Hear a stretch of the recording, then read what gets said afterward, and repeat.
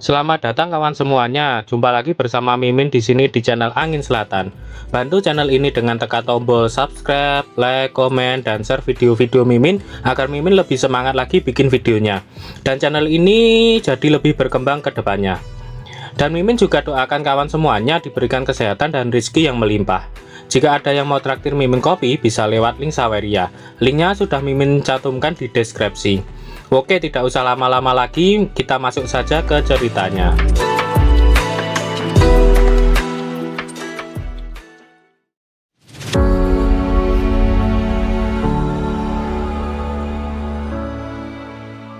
Panel berada di kota pinggiran, di pinggiran utara kota Qinghong. Terlihat banyak sekali orang-orang yang berkumpul di sana dengan membawa berbagai spirit beast peliharaan mereka yang bermacam-macam jenisnya. Setelah beberapa saat di sana, mereka belum melihat spirit beast untuk diburu. Yang ada hanyalah Master Tamer dengan membawa spirit beast mereka.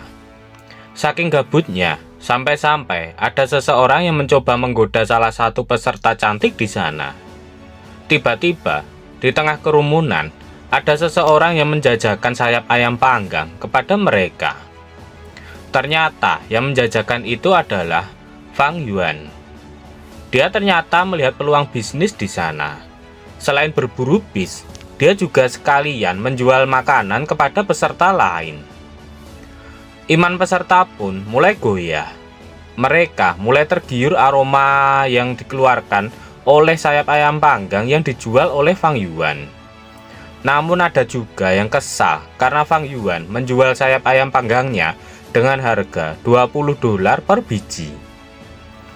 Baye sedikit menasehati Fang Yuan jika apa yang dia lakukan agak sedikit tidak pantas. Namun, Fang Yuan mengatakan jika ini adalah sebuah ketajaman bisnis. Mendapatkan peluang dari kerumunan banyak orang, katanya sambil menjual sayap ayam panggang, dia juga sekalian mencari keberadaan spirit beast. Tak disangka, ternyata jualan Fang Yuan laris dibeli oleh peserta lain.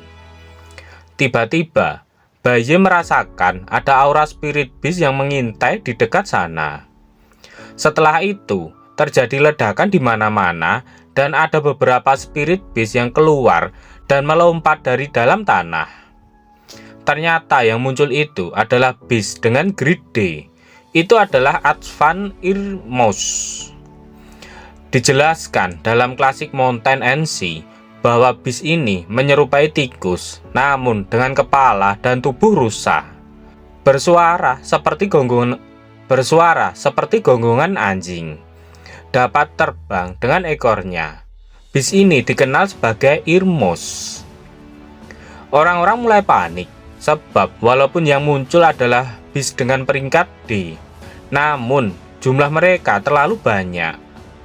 Salah satu dari mereka mengatakan jika kemunculan beast itu mungkin disebabkan oleh sayap ayam panggang yang dijual oleh Fang Yuan.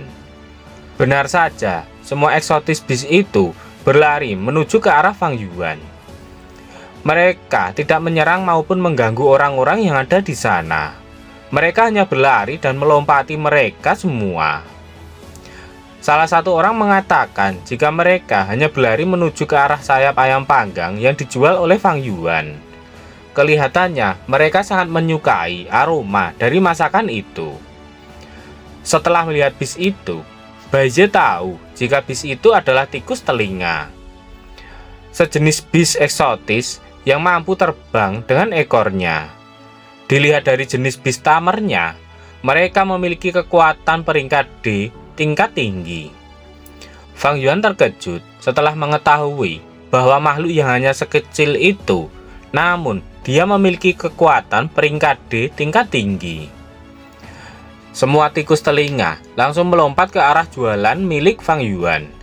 Setelah mendarat, mereka langsung mengambil dan memakan sayap ayam panggang dan paha ayam yang dijual oleh Fang Yuan. Tentu saja, Fang Yuan marah karena barang dagangannya dicuri oleh kawanan bis.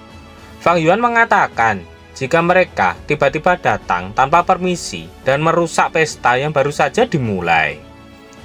"Hei, kalahkan semua tikus telinga itu, dan sayap ayam akan menjadi milikmu," ucap Fang Yuan yang memerintahkan Basnek untuk menghabisi semua bis itu. Karena imbalannya adalah semua sayap ayam yang ada di sana, tentu saja Basnek langsung bersemangat. "Serahkan semuanya pada aku, ular ahli dalam memangsa tikus," ucap Basnek sembari melompat ke arah kawanan tikus itu. Mendengar Basnek dapat bicara, Fang Yuan terkejut. Dia tak menyangka ternyata Basnek juga dapat berbicara. Sebab sejak dia diijinakkan, belum sekalipun dia berbicara padanya. Setelah itu, tubuh Basnek sedikit demi sedikit mulai membesar, hingga ukuran yang sebesar dengan tubuh manusia normal. Dalam hati Fang Yuan, dia semakin besar. Sepertinya dengan bertambahnya kekuatanku, ularku juga menjadi lebih kuat. Kemudian, Basnek melompat ke arah kawanan tikus yang sedang asik makan. Basnek membuka mulutnya lebar-lebar sembari mengatakan jika kekuatan Fang Yuan yang sebenarnya terlalu lemah. Dan itu menyebabkan dia yang sebagai bis eksotis yang dikontrak hanya menunjukkan kekuatan peringkat D saja. Tapi untuk menghadapi kelompok tikus ini, kekuatannya masih sangat cukup. Kemudian Basnek menerjang dan menggigit salah satu tikus itu. Namun tak terima salah satu saudaranya digigit oleh Basnek, seluruh tikus itu langsung melompat untuk menyerang Basnek secara bersamaan. Kali ini Basnek terlihat terdesak. Dia tak tahu apa yang akan dilakukan untuk melawan tikus sebanyak itu yang sedang menuju ke arahnya. Tak lama kemudian, tubuh Basnek sudah dikeroyok oleh banyak sekali tikus. Kawanan tikus itu secara bersamaan menyerang Basnek. Basnek yang hanya sendirian, dia tak terima dan merasa ini sangatlah tidak adil. Sebab dia hanya sendirian, sedangkan tikus itu sangatlah banyak. Namun bukannya membantu, Fang Yuan malah menggibah dengan Baize. Fang Yuan yang tadinya melihat Basnek terlihat sangat keren, namun dalam sekejap dia sudah menjadi pecundang. Bahkan Baize juga malah menyalahkan Basnek, sebab gara-gara dia mereka terseret dalam masalah ini. Kemudian Fang Yuan mendapatkan ide yang bagus. Fang Yuan meminta Baize untuk menggunakan klasik Mountain NC saja dan menutup paksa telinga tikus itu. Sembari membuka klasik Mountain NC, Baize menjelaskan jika itu tak ada gunanya, sebab klasik Mountain NC hanya bisa menyegel eksotis bis yang telah dikalahkan dan memasuki keadaan lemah. Karena tidak ada jalan lain, akhirnya Fang Yuan akan turun tangan sendiri. Fang Yuan hanya harus bertindak gegabah kali ini. Kali ini Fang Yuan hanya punya satu tujuan saja, yaitu mengalahkan semua tikus itu. Dengan sangat percaya diri, Fang Yuan melesat maju ke arah kawanan tikus yang sedang mengeroyok Basnek. Fang Yuan juga mengatakan jika alasan kenapa bis Tamer bisa mengendalikan eksotis bis adalah karena mereka mempunyai kemampuan yang lebih kuat dari binatang. Dalam hati Baize, kenapa aku merasa seperti akulah bis Tamernya dan Fang Yuan adalah eksotis bisnya? Sedangkan di tempat lain, terlihat orang-orang yang tadinya bersemangat akan menghabisi semua bis yang ada di kota pinggiran. Justru mereka yang dihajar oleh kawanan bis. Mereka tak menyangka tikus telinga dapat menggunakan ekornya untuk menyerang. Namun ada salah satu tikus yang merobek pakaian wanita tepat pada bukit bobanya. Mungkin mereka ingin beli es boba setelah kehausan habis makan ayam panggang. Bahkan ada juga yang menculik bis jenis anjing betina. Mereka terlihat jatuh cinta pada hewan itu. Penjinaknya sudah menyuruhnya untuk lari, namun kelihatannya dia justru pasrah menikmatinya. Fang Yuan terus menebaskan kapaknya ke arah kawanan tikus itu. Dia merasakan kekuatannya telah meningkat. Dalam hati Fang Yuan, bagus, setelah pelatihan dari Baize dan juga dikombinasikan dengan kekuatan Xintian Qi, efektivitas tempurku meroket. Melihat Beastamernya maju menyelamatkannya, Basnek sangat bangga. Dia tak menyangka Beastamernya akan seberani itu. Setelah itu, Fang Yuan menyuruh Basnek agar melompat keluar, sebab dia akan melakukan putaran. Basnek pun langsung paham. Dia langsung melompat keluar dari jangkauan serangan Fang Yuan. Dan Fang Yuan pun langsung berputar dengan kecepatan tinggi. Orang-orang di sana yang melihat putaran itu mengira kalau itu adalah mesin cuci yang berputar. Ada juga yang menyamakan dengan eksotis beast humanoid dan mengatakan jika orang ini malah lebih sakti dari eksotis beastnya sendiri. Tiba-tiba dari arah lain muncul sesuatu yang berlari sangat cepat sehingga menghempaskan batu-batu yang dilewatinya. Fang Yuan langsung waspada. Dia mengira itu adalah serangan dari bawah tanah. Basnek langsung memperingatkan Basnek langsung memperingatkan Fang Yuan untuk segera menghindar, sebab itu datang ke arahnya. Dengan cepat, Fang Yuan dan Basnek melompat ke samping untuk menghindar. Setelah menghentikan gerakannya, bis itu berhenti dan menunjukkan wujudnya. Bis itu berbentuk babi yang sangat besar. Dia datang ke sana karena tidurnya terganggu. Fang Yuan terkejut, sebab ini pertama kalinya dia melihat babi yang sebesar itu. Namun bis itu marah dan tak terima. Dia berkata, "Nak, apakah kamu punya sopan santun? Tunjukkan rasa hormatmu. Aku seekor Ling." Muncul sebuah informasi status dari bis babi itu. Eksotis bis Ling. Level peringkat D puncak. Atribut bumi. Jenis kelamin laki-laki. Kekuatan bintang 4, bintang pertahanan 4, kelincahan 3, penyihir bintang 3. Sumber Classic Mountain NC. Ini seekor bis. Bentuknya seperti babi, berduri. Suaranya seperti gonggongan anjing.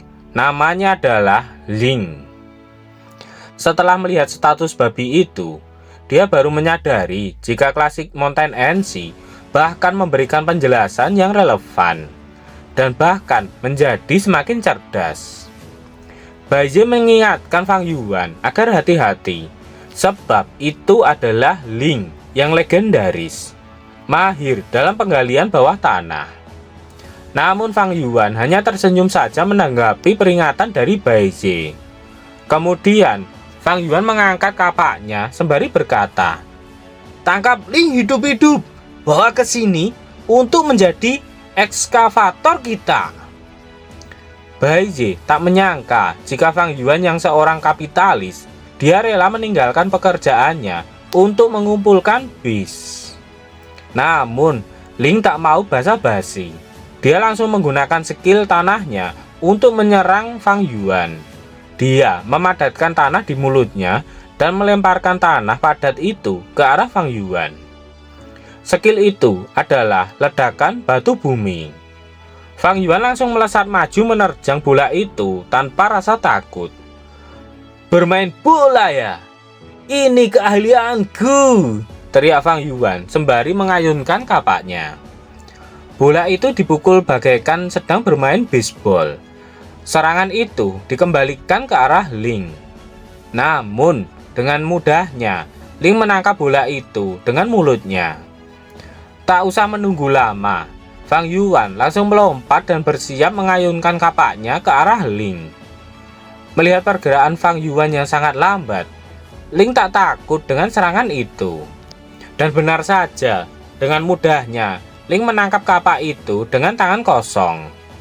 "Hah, Kamu berani menyebut kapak Dewa Sintianki sebagai senjata manusia? Betapa tak tahu malunya, teriak Fang Yuan yang semakin menambah kekuatannya.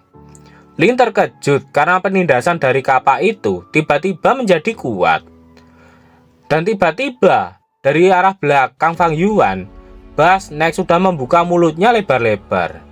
Dia saat ini berubah menjadi ular raksasa dengan mulut yang sangat besar. Fang Yuan memerintahkan Basnek agar cepat melahapnya. Ling terkejut, dia tak menyangka akan dimakan oleh ular hidup-hidup. Dan akhirnya Basnek berhasil melahap babi itu utuh-utuh. Bahkan Fang Yuan pun tak percaya jika ini berhasil.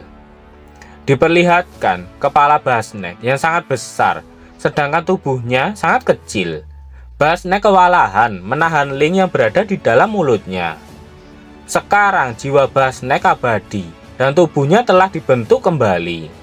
Itu menunjukkan kekuatan potensinya, ucap Fang Yuan sembari menunjukkan wajah pucatnya setelah melihat Basnek.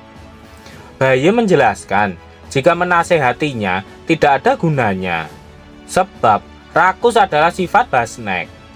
Ada pepatah, hati manusia tak pernah puas, ibarat ular menelan gajah, yang menggambarkan Basnek.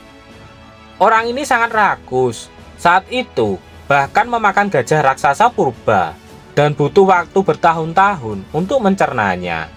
Tak lama kemudian, Dewa Houyi menembak Basnek, mengubah tubuhnya menjadi sebuah bukit, yang kemudian disebut Bukit Balang oleh orang-orang. Bayi pun tidak menyangka, dengan jiwa Basnek yang abadi, ia telah membentuk kembali tubuhnya lagi, menunjukkan kekuatan dari potensinya. Fang Yuan pun akhirnya paham setelah mendengarkan penjelasan dari Baize. Namun tak lama kemudian, Basnek merasa mual. Dia sudah tidak tahan lagi. Dia akan segera muntah.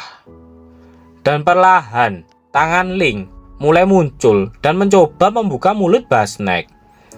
Selagi Ling masih di mulut Basnek, Baize menyuruh Fang Yuan agar cepat memulai penyegelan. Sedangkan Fang Yuan senang karena akhirnya dia akan menjinakkan eksotis beast lainnya. Apakah yang akan terjadi selanjutnya? Apakah penyegelan akan berhasil? Nantikan kelanjutannya di part berikutnya. Sekian dulu video Mimin hari ini. Tulis di kolom komentar bila ada kritik dan saran supaya kedepannya channel ini jauh lebih baik. Sekian dulu, see you next time.